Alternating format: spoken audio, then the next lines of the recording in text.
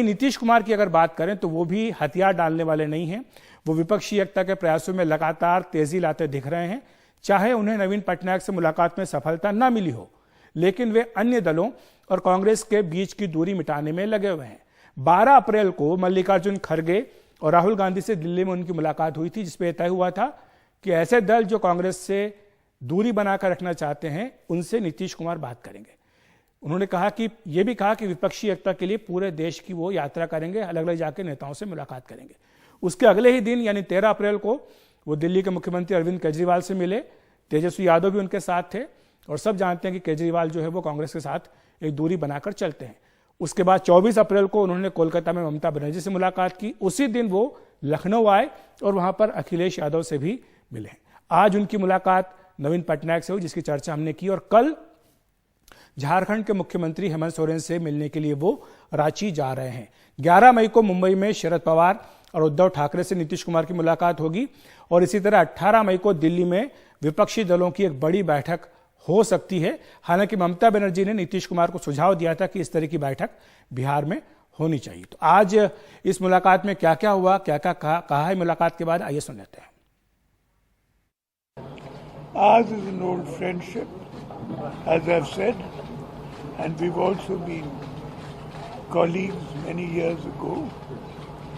No discussions were held about any alliances today. इच्छा थी कि मिल ले और फिर हमारे यहाँ लोग कह दिए कि यहाँ पर इतना लोग आता है टूरिस्ट देखने के लिए, तब पहले से बात हो गई थी, तो आज ये तय कर दिए कि नहीं ठीक है हम दे देंगे। हाँ नहीं, पॉलिटिकल डिस्कशन है, हम लोग का तो पुराना रिश्ता है। आप सब पॉलिटिकल बात की चिंता मत करिए, हम लोगों का संबंध इतना ज्यादा है कि पॉलिटिकल बात सोचने की जरूरत नहीं है। और इस मुलाकात को लेकर बिहार बीजेपी ने चुटकी ली है। एक ट्वीट में कहा है कि आइए खाइए जाइए, किंतु विपक्षी एकता का तराना मत गुनगुनाइए। पीएम बनने का सपना कहीं और भुनाइए। पटनायक जी के दर पर चाचा के हाथ लगी निराशा, ये इस ट्वीट में बीजेपी की ओर से कहा गया है। और इसी मुद्दे पर चर्चा करने के लिए हमारे साथ संदीप साहू जी जुड़ रहे हैं, वरिष्ठ पत्रकार जो कि काफी लंबे समय से उड़ीसा की राजनीति पर, नवीन पटनायक पर काफी करीब से नजर रखते हैं। संदीप जी, स्वागत है आपका एनडीटीवी इंडिया पर। आप किस तरह से देखते हैं कि आज जिस तरह से नीतीश कुमार खाली हाथ गए हैं और नवीन पटनायक ने यह कह दिया कि गठबंधन को लेकर, राजनीति को लेकर कोई चर्चा ही नहीं हुई? ये तो शायद ही कोई आदमी विश्वास करेगा कि दो बड़ी पार्टियों की नेता, दो राज्यों के मुख्यमंत्री मिले, 1.5 घंटे एक दूसरे के साथ बिताया, लंच किया साथ में, लेकिन राजनीति पे कोई चर्चा नहीं हुई, गठबंधन पे कोई चर्चा नहीं हुई। ये शायद ही कोई विश्वास करेगा।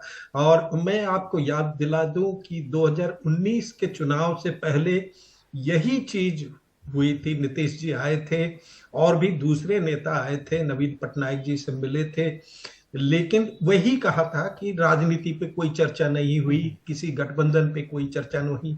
वही किस्सा आज दोहराया जा रहा है। लेकिन मेरा मानना है कि चर्चा जरूर हुई होगी और एक गैरबाज बीजेपी गठबंधन बनाने पर प्रस्ताव रखा होगा।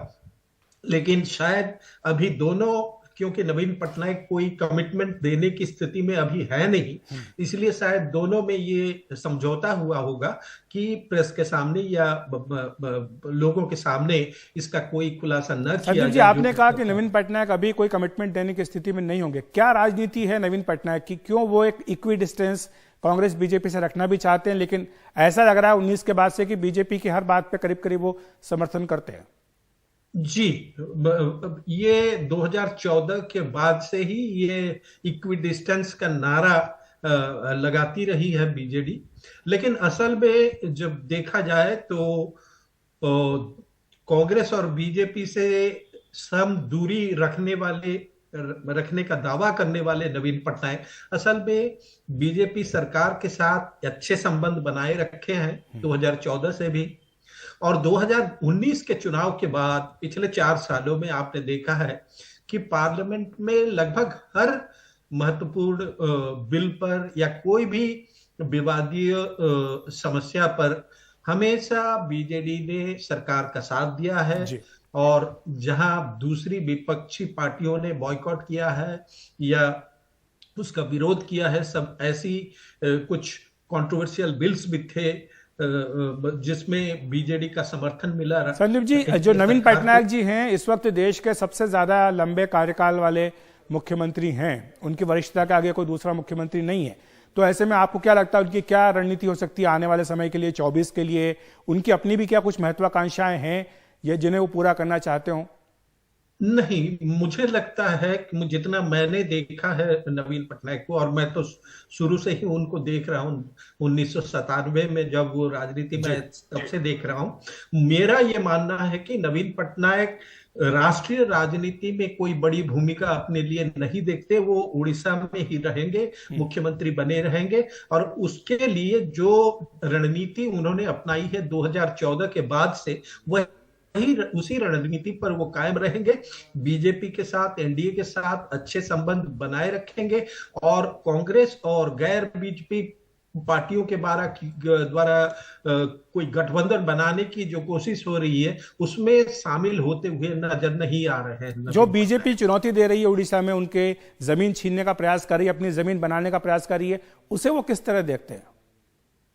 देखिए, बीजेपी ने पिछले 2 चुनाव में अपनी वोट शेयर काफी इजाफा किया है, और वो जो इजाफा हुआ है वो बेसिकली कांग्रेस की जो पहले वोट थी उसी में से काफी सारे वोट बीजेपी के खाते में आए हैं। और लेकिन ये है कि आपने देखा होगा पिछले चुनाव में 8 सीटें बीजेपी को मिली पार्लियामेंट इलेक्शन में, लेकिन उसी साथ में हुए विधानसभा चुनाव में केवल 23 सीट ही जीत पाई बीजेपी। मतलब ये कहना सही होगा, मुनासिब होगा कि एक तरह से बीजेपी ने भी स्वीकार कर लिया है कि नवीन पटनायक जब तक हैं उड़ीसा में तब तक उनको चुनौती देकर हराना संभव नहीं है। इसलिए बेहतरी इसी में है कि उनको उड़ीसा में राज करने दिया जाए और उनके साथ अच्छे संबंध बनाए रखें, जिससे पार्लियामेंट में उनको समर्थन मिलता रहे, राज्यसभा में मिलता रहे, और साथ ही पार्लियामेंट इलेक्शन में उनको थोड़ी बेहतर प्रदर्शन करने का मौका मिले। ये मुझे लगता है। बहुत बहुत शुक्रिया आपका संदीप साहू जी, हमारे साथ जुड़ने के लिए, विस्तार से बताने के लिए कि आज की इस मुलाकात में क्या हुआ होगा और आगे नवीन पटनायक की क्या रणनीति रह सकती है।